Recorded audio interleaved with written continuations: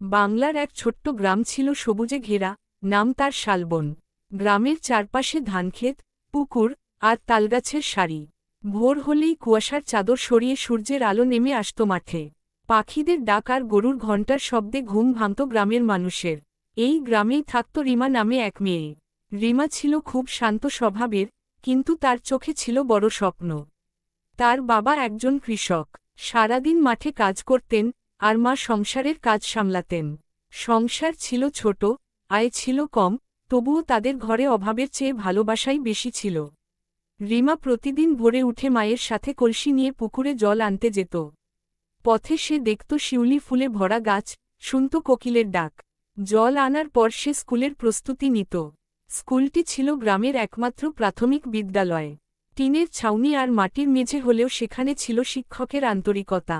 রিমা পড়াশোনায় খুব ভালো ছিল। সে জানত, পড়াশোনা করেই একদিন সে তার বাবা মায়ের কষ্ট কমাতে পারবে। কিন্তু মাঝে মাঝে তাকে মাঠেও যেতে হতো বাবাকে সাহায্য করতে। রোদে পুড়ে, কাদা মেখে কাজ করলেও তার মনে কোনো দুঃখ ছিল না। বরং সে ভাবত, এই মাটিই তাকে শক্ত হতে শিখিয়েছে। গ্রামে বছরে একবার বড় মেলা বসত। মেলার সময় পুরো গ্রাম যেন নতুন রূপ নিত। নাগরদোলা, খেলনা, মিষ্টির দোকান আর গ্রামীণ গানের আসর। রিমা সেই মেলার জন্য সারা বছর অপেক্ষা করত। কিন্তু এবার তার বাবা বললেন, ফসল ভালো হয়নি, তাই মেলায় বেশি কিছু কেনা যাবে না।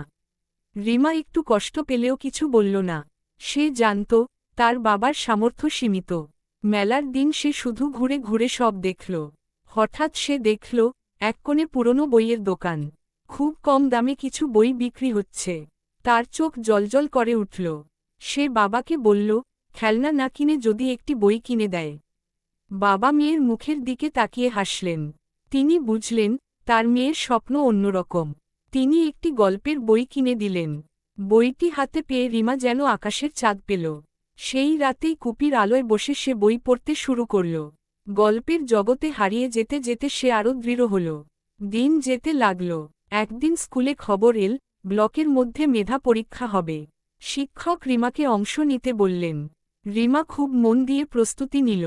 মা তাকে বললেন, মন দিয়ে চেষ্টা কর, ফল যা হোক আমরা তোমার পাশে আছি।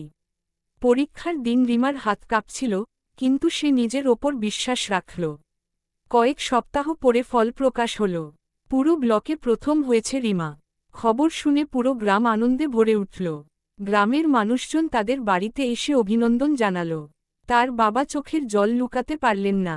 রিমা বৃত্তি পেল এবং শহরের বড় স্কুলে পড়ার সুযোগ হল। কিন্তু সে বলল, আমি পড়ে বড় মানুষ হয়ে আবার এই গ্রামেই ফিরব। আমি চাই, আমাদের গ্রামের স্কুল একদিন বড় হোক, যেন আর কোনো শিশু সুযোগের অভাবে থেমে না যায়।